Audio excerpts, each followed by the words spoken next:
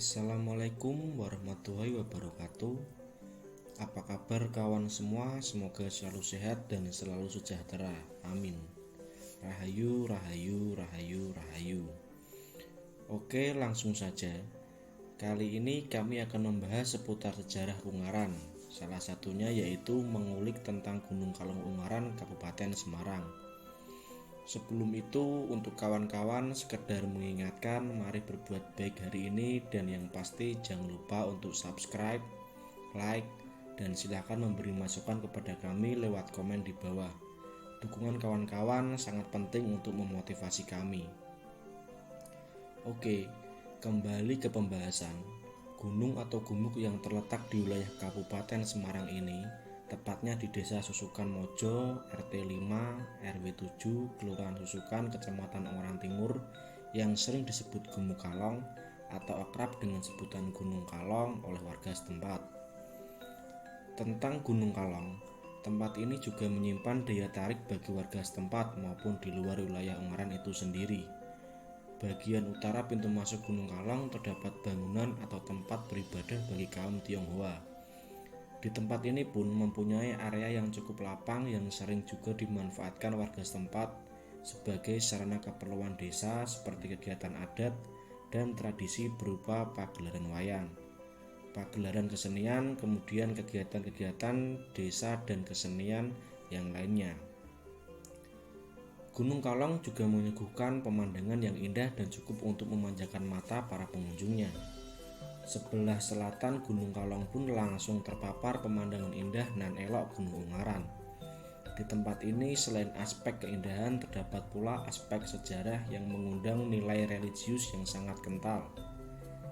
Tidak pula dipungkiri Gunung Kalong terdapat pesarean atau pemakaman umum yang terdapat di puncaknya. Tak lepas dari itu, semua di balik gagahnya Gunung Kalong Ungaran ini terdapat pula makam seorang yang sangat berandil penting pada zaman Ki Ageng Padanarhan, penguasa pertama wilayah Semarang kala itu. Warga setempat meyakini makam ini adalah makam Ki Mandung dan Nyai Mandung. Beliaulah yang diyakini masyarakat sebagai penyebar agama Islam yang sangat disegani dan dikeramatkan oleh warga setempat. Sejarah mengatakan Ki Mandung yang bernama asli Eyang Sentono dan Nyai Mandung yang bernama asli Dewi Sunti dari wilayah kerajaan yang sekarang ini kita menyebutnya kota Solo.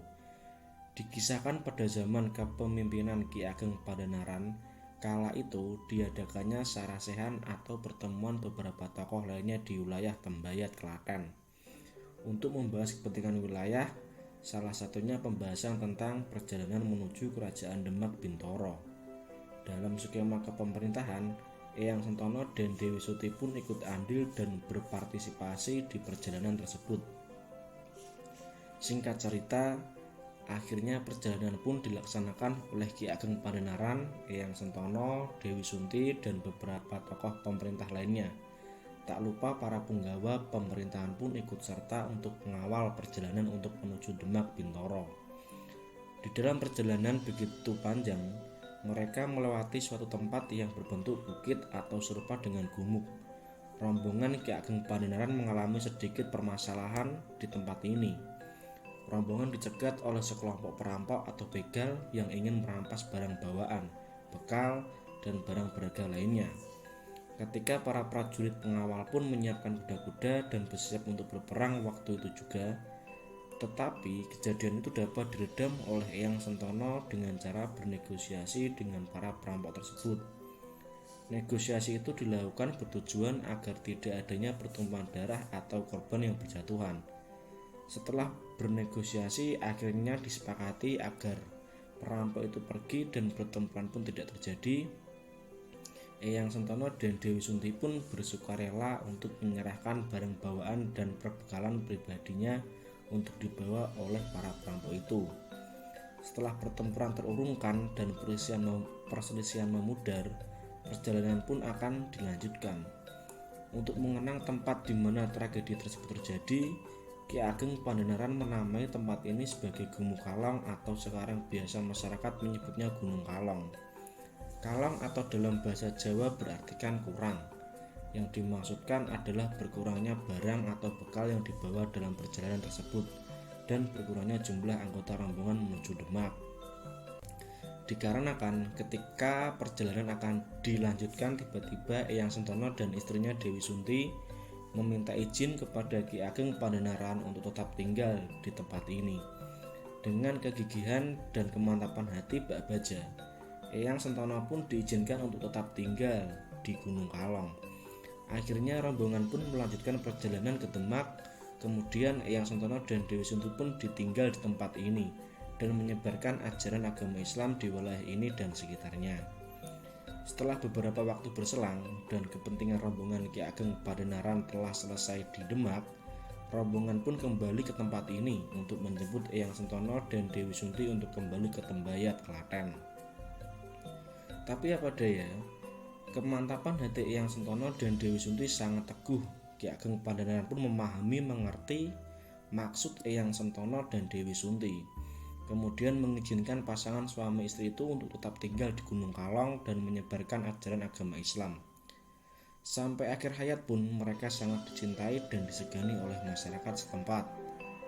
Eyang Sentono dan Dewi Sunti disarekan atau dimakamkan di puncak Gunung Kalong yang sekarang lebih dikenal dengan nama Ki Mandung dan Nyai Mandung.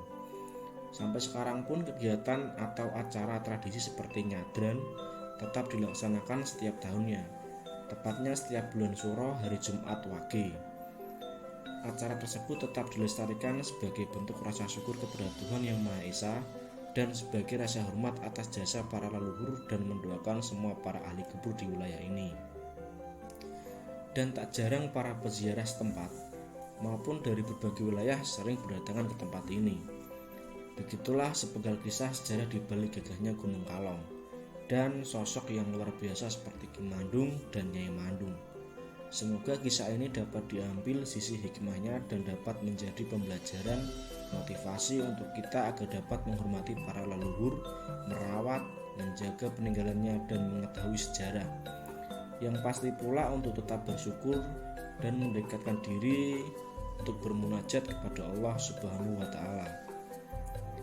Oke kawan-kawan, semoga bermanfaat. Maafkan bila ada salah kata atau penyampaian yang kurang tepat, karena kebenaran hanya milik Allah semata. Bila ada masukan silahkan di komen. Terima kasih dan wassalamualaikum warahmatullahi wabarakatuh.